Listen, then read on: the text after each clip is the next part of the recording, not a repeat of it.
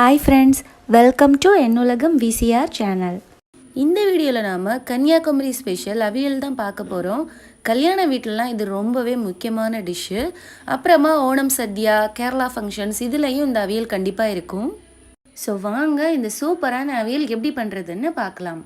வீடியோக்குள்ளே போகிறதுக்கு முன்னாடி நம்ம சேனலில் இது வரைக்கும் சப்ஸ்கிரைப் பண்ணாதவங்க சப்ஸ்கிரைப் பண்ணிக்கோங்க. கூடவே பெல் ஐக்கானையும் கிளிக் பண்ணிக்கோங்க. அப்போ தான் நான் போடுற வீடியோலாம் உங்களுக்கு நோட்டிஃபிகேஷனில் வரும். இது செய்கிறதுக்கு நான் இன்றைக்கி இந்த வெஜிடபிள்ஸ் தான் எடுத்திருக்கேன். நம்ம உருளைக்கிழங்கு, சேனக்கிழங்கு இதெல்லாம் கூட எடுக்கலாம். நான் இன்றைக்கி சிம்பிளாக இது மட்டும் வச்சு தான் செய்ய போகிறேன். ஸோ உங்களுக்கு என்னென்ன வேணுமோ நீங்கள் எடுத்துக்கலாம். கூடவே நான் முருங்கைக்காயும் எடுத்துக்கிறேன். இது எல்லாத்தையும் நல்லா வாஷ் பண்ணிட்டு இந்த மாதிரி நீளமாக கட் பண்ணி தண்ணியில் போட்டிருக்கேன். வெள்ளரிக்காய், புடலங்காய் எல்லாம் தோலை லைட்டாக எடுத்துகிட்டு இந்த மாதிரி கட் பண்ணி எடுத்துக்கோங்க. இப்போ நம்ம ஸ்டவ் ஆன் பண்ணிட்டு ஒரு பேனில் 2 டேபிள் ஸ்பூன் அளவுக்கு தேங்காய் எண்ணெய் சேர்த்துக்கலாம். இப்போ நம்ம கட் பண்ணி வச்சுருந்த வெஜிடபிள்ஸ் எல்லாத்தையும் சேர்த்துடலாம். சேர்த்துட்டு கொஞ்சமாக தண்ணி விட்டு ஒரு 10 நிமிஷத்துக்கு இதை நல்லா வேக வச்சிடலாம். ஒரு மூடி போட்டு மூடி வச்சு வேக வைங்க. இப்போ இது நல்லாவே வெந்துருச்சு. இதுக்கு நான் இன்றைக்கி ஒரு சின்ன நெல்லிக்காய் சைஸ் அளவுக்கு புளி ஊற வச்சுருக்கேன். இப்போ நம்ம தேங்காய் அரைச்சிடலாம். இதுக்கு 1 கப் அளவுக்கு தேங்காய் எடுத்து மிக்சி ஜாரில் சேர்த்துருக்கேன்.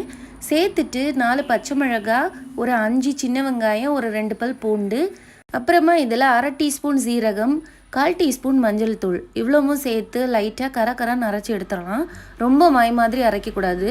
கொஞ்சமாக தண்ணி விட்டு இந்த மாதிரி அரைச்சி எடுத்துடலாம். இது கூட கொஞ்சம் கருவேப்பிலையும் சேர்த்து அரைச்சி எடுக்கலாம். நான் இன்றைக்கி சேர்க்கலை.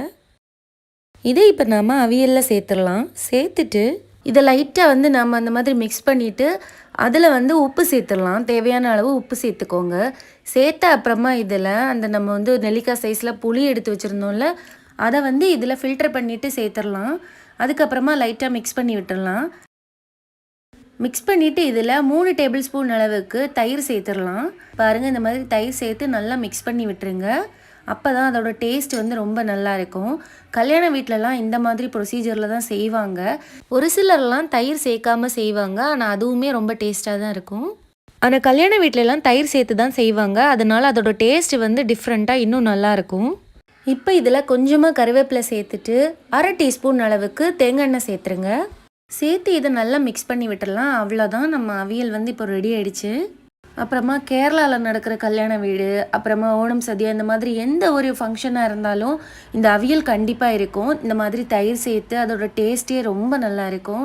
ஸோ இந்த ரெசிபியை நீங்களும் வீட்டில் ட்ரை பண்ணி பாருங்கள். ட்ரை பண்ணி பார்த்துட்டு எப்படி இருந்துன்னு எனக்கு கமெண்டில் சொல்லுங்கள். இந்த ரெசிபி உங்களுக்கு பிடிச்சிருந்தா என்னுலகம் விசிஆர் சேனலை சப்ஸ்கிரைப் பண்ணுங்கள். கூடவே பெல் பட்டனையும் கிளிக் பண்ணுங்கள். அப்போ தான் நான் போடுற வீடியோலாம் உங்களுக்கு நோட்டிஃபிகேஷனில் வரும். தேங்க்யூ.